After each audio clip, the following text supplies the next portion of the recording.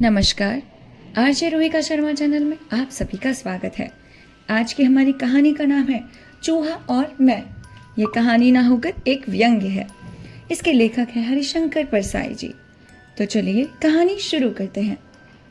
चाहता तो लेख का शीर्षक मैं और चूहा रख सकता था, पर मेरा अहंकार इस चूहे ने नीचे कर दिया। मैं जो नहीं कर सकता वह मेरे घर का ये चूहा कर लेता है। जो इस देश का सामान्य आदमी नहीं कर पाता वो इस चूहे ने मेरे साथ करके बता दिया। अब इस घर में एक मोटा चूहा है। जब छोटे भाई की पत्नी थी तब घर में खाना बनता था। इस बीच पारिवारिक दुर्घटनाओं, बहनोई की मृत्यु आदि के कारण हम लोग बाहर रहे। इस चूहे ने अपना अधिकार मान लिया था कि मुझे खाने को इसी घर में मिलेगा। ऐसा अधिकार आदमी भी अभी तक नहीं मान पाया। चूहे ने मान लिया है। लगभग 45 दिन घर बंद रहा। तब मैं अकेला लौटा। घर खोला तो देखा कि चूहे ने काफी क्रॉकरी फर्श पर गिराकर फोड़ डाली है।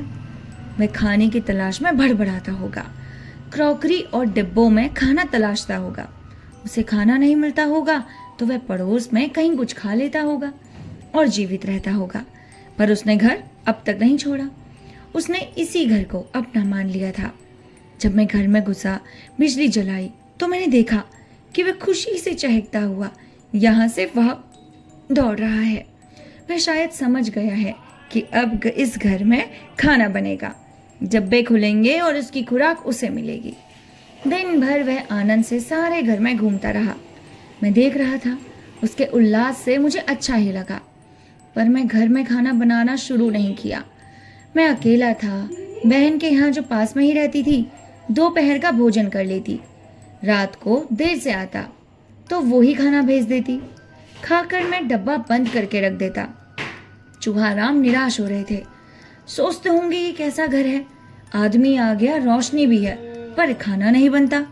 खाना बनता तो कुछ बिखरे दाने या रोटी के टुकड़े उसे मिल जाते। मुझे एक नया अनुभव हुआ। रात को चूहा बार बार आता और सर की तरफ मच्छरदानी पर चढ़कर कुल बुलाता। रात में कई बार मेरी नींद टूटती। मैं उसे भगाता, हश हश, पर थोड़ी देर बाद वह फिर आ जाता और सर के पास हलचल करने लगता। वह भूखा था, मगर उसे सर और पाँव की समझ कैसे आई? वह मेरे पाँव की तरफ गड़बड़ नहीं करता था, सीधे सर की तरफ आता और हलचल करने लगता। एक दिन वह मच्छरदानी में घुस गया। बड़ा परेशान था। क्या करूं, इसे मारूं और यह किसी अलमारी के नीचे मर गया तो सड़ेगा और सारा घर दुर्गंध से भर जाएगा।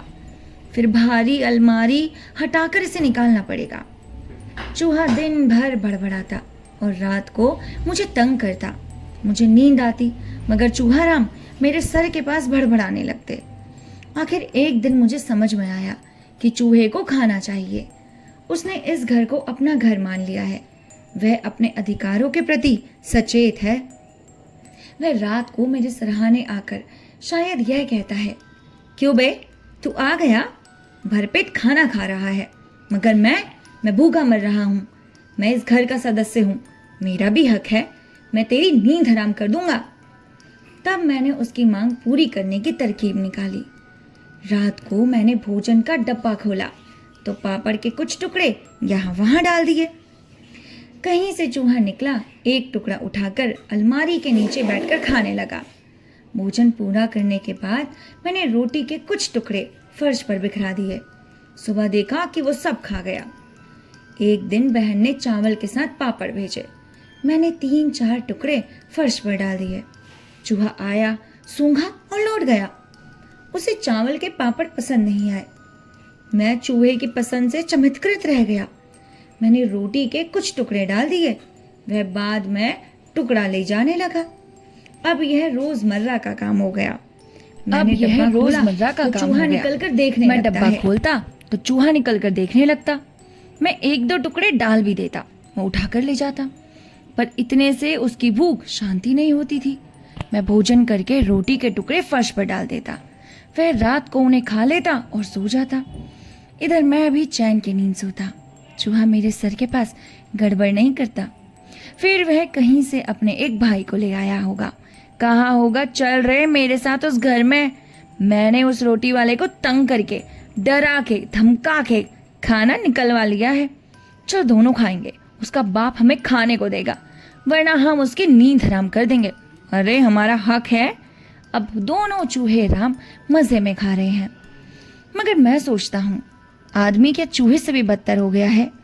चूहा तो अपनी रोटी के हक के लिए मेरे सर पर चढ़ जाता है, मेरी नींद हराम कर देता है। लेकिन इस देश का आदमी कब चूहे की तरह आचरण करेगा? और ये कहानी यहीं पर ही खत्म हो जाती है। पर साईं जी हमेशा हमें कहानी के माध्यम से कोई ना कोई संदेश जरूर देते हैं। यहाँ पर भी वो लोगों को ये कह रहे हैं कि अपने अधिकारों के प्रति सचेत हो जाओ भाई। यही वो समय है जब हमें जागरूक होना पड़ेगा। अगर हम मांग ना करेंगे, हम अपने अधिकारों के प्रति सचेत ना रहेंगे, तो कोई हमें हमारे अधिकारों का फल नहीं देने वाला। मिलते हैं आपसे नेक्स्ट कहानी के साथ। तब तक के लिए हमारे चैनल को सब्सक्राइब करना ना भूलें, कृपया करके, क्योंकि डे बाय डे खत्म होते जा रहे सब्सक्राइबर। Please please please. मिलते हैं आपसे नेक्स्ट कहानी के साथ। तब तक के लिए नमस्कार, बाय बाय, अपना ख्याल रखिएगा।